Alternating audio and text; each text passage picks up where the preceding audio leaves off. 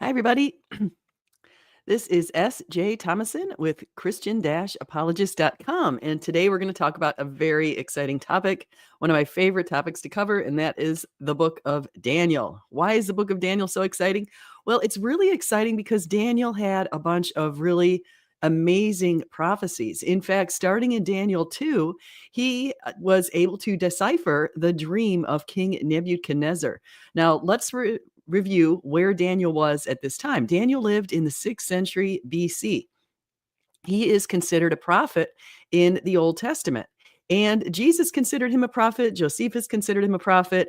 A little bit later on, some people removed some of his prophetic status. And it was because they were a little bit leery of many of the prophecies that Daniel fulfilled.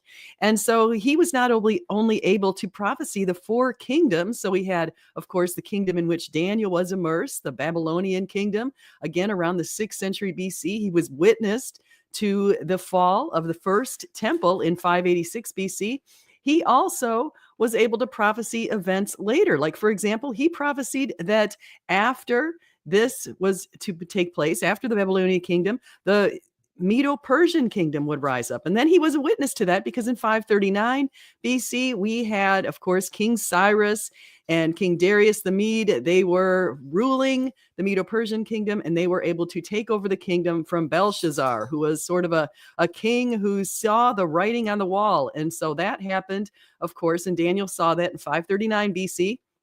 And one of the amazing things that Cyrus did, which was prophesied in the book of Isaiah, is Cyrus, again, Isaiah was written in the 8th century BC, around 722 BC. So Isaiah somehow was able to name King Cyrus. And he said that God said, I named you Cyrus. And he basically prophesied what would happen.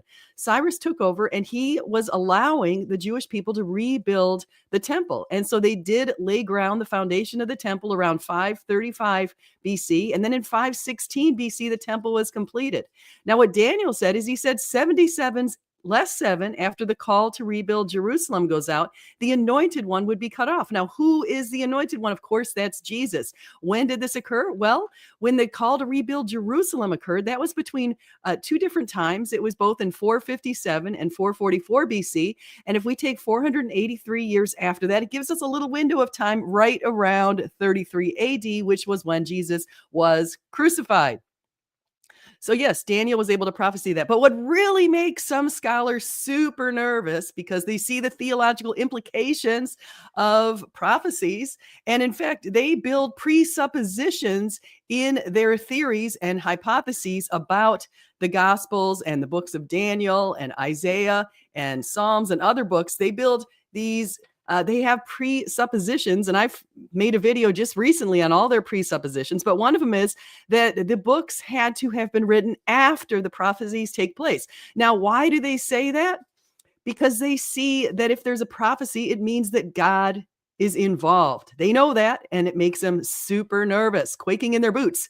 So this particular prophecy, what I'm going to show you today is very exciting because it shows how Daniel in the 6th century BC was able to prophesy about what happened in the 2nd century BC around 165 BC under Antiochus Epiphanes.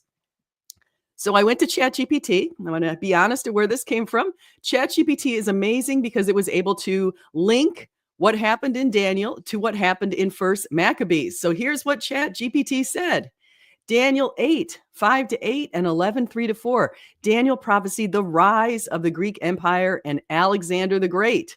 And guess what happened in 1st Maccabees 1, 1-7? Alexander, who was described as the notable horn, whose empire is divided after his death. Now let's note something really important. Josephus talked about the time when Daniel was shown, when the book of Daniel, the Jews showed the book of Daniel to Alexander the Great, who recognized himself in it. Now, Josephus was around in the 1st century AD. He was a Jewish historian. He wasn't writing necessarily to an audience that would be Christians, for example, but he was writing to tell what he knew happened. And he was able to say that he did that. Now, why am I pointing that out? Because it also makes the atheists really nervous. They're like, oh, he was a liar. Josephus made this up. No, Josephus believed that Daniel was written in the traditional dating of Daniel in the 6th century BC, and he was able to show that Alexander the Great, now this would have been around 324 BC, again, well before Antiochus Epiphanes, the book of Daniel was shown to Alexander the Great. So here we go. Alexander, again, he saw himself as a notable horn whose empire would be divided after his death. Now in Daniel 8:8, 22, and 11-4, we saw the division of the Greek Empire. Again, Daniel prophesied this. And in 1 Maccabees 1:8-9, Alexander's empire split into 4 parts, or what he called 4 horns, leading to the rise of the Seleucid and the Ptolemaic dynasty. So again, that was predicted in the book of Daniel. Okay, stop. My little dog is going crazy here. And in Daniel 8:9-12 and 11:21-24, there was a rise of a contemptible king. Now, this is where it's particularly evident that Daniel had the call of God, able to see what God prophesied. He said in 1 Maccabees 1:10-15, we saw this contemptible king, the abomination of desolation, Antiochus IV, or the little horn, and the vile person who would usurp the throne and rise to power in a deceptive way. Okay, so we saw that going on. Very interesting stuff. What else did Daniel say? In Daniel 8:10, 11-14, and 11:31, he predicted the persecution of the Jews and the desecration of the Second Temple. Okay, and of course, in 1 Maccabees, we saw that. In 1 Maccabees 1:41-64, the quote, abomination of desolation is referenced, fulfilling the prophecy of Antiochus's banning of Jewish practices and desecrating the temple with pagan sacrifices. So again, Maccabees was written around the 2nd century BC. Daniel was written in the 6th century BC, and Daniel knew what was going to happen. Thanks be to God. In Daniel 8:24-25 and 11:33-35, we saw that there was going to be a time of great suffering for the people of God. And then in 1 Maccabees 2:6-13 and 2:49-70, the saints are persecuted. And Daniel speaks of their testing and purification, and it's echoed in the Maccabean revolt. And then what do we see? And then Daniel ties it all up, puts a bow on it. He says in Daniel 11:32-35, there would be resistance and martyrdom. And in 1 Maccabees 1:2-7, Daniel referred to those who, quote, know their God resisting, fulfilled in the Maccabean revolt and the martyrdoms in chapters 6-7. So, of course, you probably remember the horrific story of the Maccabean revolt. Judas Maccabean led a revolt against Antiochus Epiphanes, bravely standing up to him.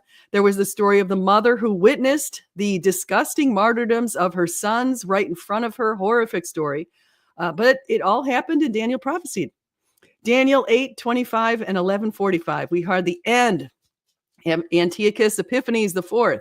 And in 1 Maccabees 6:1-16, Daniel had prophesied his sudden fall, which corresponded to the recorded illness and death of Antiochus in Persia.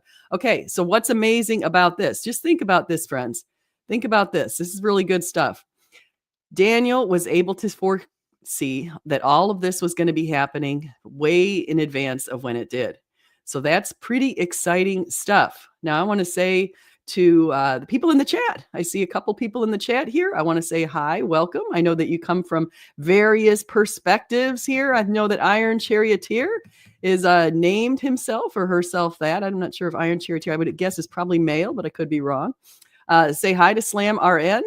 And do I think secular scholars are being dishonest? No, I think that they actually think that what they're doing is honest. They think that there's no way that God could have predicted the events that happened. They don't understand that God is number one, he's transcendent to time. He's outside of time. So of course he can see the events of our future, and he did, and he told us what was going to happen. But you see what's going on with the scholarship is they think that God did not predict anything in the book. So they just do a real simple thing. I mean, it's about as basic as it gets. They post-date the events. They've admitted it. I mean, they say that that is a major presupposition in biblical scholarship. And I've given a ton of quotes to that in my last video on how all of the scholars admit that they have a presupposition that there's no way there could be prophecies in the Bible. So they simply date the prophecies, date the writing of the book till after the prophecies occurred. It is, yeah, see, like, this is what they say. Daniel is clearly written in 165. Religious scholars agree. Yeah, because you guys see, it's very uncomfortable for the atheist to see that God had predicted things because that shakes their theological foundation. They don't think there is a God. And when they see that God predicted things 4 centuries ahead of time, 5 centuries ahead of time, whenever it was, they get really nervous, just to make them more nervous. Take note. What else did God predict? What else happened? Well, in the Pentateuch, God predicted that the Jews were going to go into exile. And guess what? They did hundreds of years later. They went into the Assyrian exile in the 8th century BC. They went into the Babylonian exile in the 6th century BC. Holy cow, God predicted it. Oh my. So they decide they're going to use JEPD theory to date that later. Then they see that Isaiah made a number of very fascinating predictions, including the fall and the rise of the Second Temple. It'd fall, it'd be rebuilt. All this kind of stuff was going to happen. King Cyrus would appear. And so they simply say, oh, Isaiah must have been written by a school of Isaiah scholars. A bunch of people must have written it because there's no way Isaiah could possibly be able to name King Cyrus. Well, guess what? He did. Sorry, makes you nervous. The one thing that can't make you nervous, that's a beautiful thing, though, is the fact the Dead Sea Scrolls came about because those stopped some of the fantastical claims about when these books were authored. Thanks to the Dead Sea Scrolls, people can no longer claim that the books were authored later than the 1st century or 2nd century AD, because that's when the scrolls were put together, which is pretty amazing stuff. So what else did Daniel prophesy? As I mentioned before, he prophesied the 4 kingdoms. What else did Isaiah prophesy? He prophesied Jesus. That was what brought me back to Christianity. One of the major factors was when I heard about Isaiah 53. He'd be pierced for our transgressions. He'd be crushed for our iniquities. By his sins, we are healed. By our sins are healed through his, what he did on the cross, which is amazing stuff.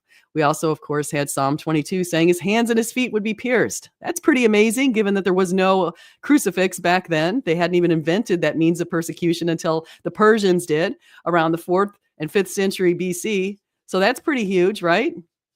That's pretty huge that the Psalm said that. And Zechariah 12:10 also said that. Okay, so we got some really good stuff out there. So do I think scholars are evil nitwits? No, I don't. I actually think that, I think that they think that they're doing what's right. They resurrected this person from the ancient times called Porphyry, right? So the Greeks, this all started around the German, in the German universities around the 18th and 19th centuries. They realized, they saw the theological implications of all the prophecies that were throughout the Old Testament. So they decided to create a number of different hypotheses steeped in the presupposition that there's no way these things could have been written before the events occurred. So they simply post-dated them. They resurrected Porphyry, who was around the 3rd century AD. Porphyry wrote a very scathing book called Against Christians, which was condemned by the church. And they resurrected that garbage and started spreading it. And unfortunately, it spread kind of like a roach. You step on a roach and a whole bunch of teeny little roaches come out. Same idea with the scholarship, unfortunately. Very unfortunate. So, yeah. So I wanted to say thank you, everybody, for coming in today. I just wanted to make a quick video. I've got an exciting day ahead. I'm going to go get my son's oil change. Really exciting stuff. I got the day off from work today, and then I took it off for Mother's Day. I actually was a little bit sick yesterday, a little under the weather. So today we're going to go out to eat for Mother's Day, which is pretty exciting stuff. And very good stuff ahead. And oil change, then we're going to go to Costco. You guys probably are super jealous of that kind of day. Oil change, Costco, and then going out to probably Chili's. I'm not sure where, but that's what's going to happen. So I wanted to say thank you for everybody for coming in. Now, if anyone would like to come into my channel sometime and chat with me, whether you're coming from the atheist perspective or Hindu or Muslim or a Christian perspective, Catholic, whichever, whatever background you have, I'd love to have it. It's fantastic. Iron Cherry Tear says, stop reading KJV. It's horrible. Well, actually, that's not my preferred translation. Actually, I actually like the ESV. I think that's one of the better translations. In certain passages, I like the RSV CE, but it depends on the passage. And I've gone through why in some of these situations. I tend to go back to the Greek Septuagint because that is the text that Jesus was referencing in the ancient times. When he was referencing the Old Testament, they were referencing the Septuagint, which was a collection of Greek translations of the Jewish texts.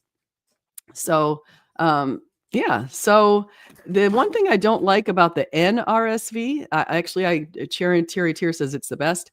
I actually think it's garbage as far as Psalm 22 because it doesn't say anything about like crumpled hands. It says the hands and feet were pierced. The word is. I've done videos on this. Dr. Michael Brown, who is a Jewish scholar, he's actually a Jewish converted to Christian, a Messianic Jew, but he has talked about the word ka'ari and ka'aru in Psalm 22. And according to him, he says the word as it shows up in the Dead Sea Scrolls is consistent with the word for pierced. So anyway, that's where we go. So thank you everybody for coming in today. I hope you'll like, subscribe, and do come again. And just remember, whether you eat, drink, or whatever you do it all for the glory of God. Thank you, everybody. May God bless you and keep you. May you grow to love him. May you grow to wonder what your purpose, your meaning, and the truth is. And once you do seek the truth, you'll find that Jesus is the way, the truth, and the life. Thank you.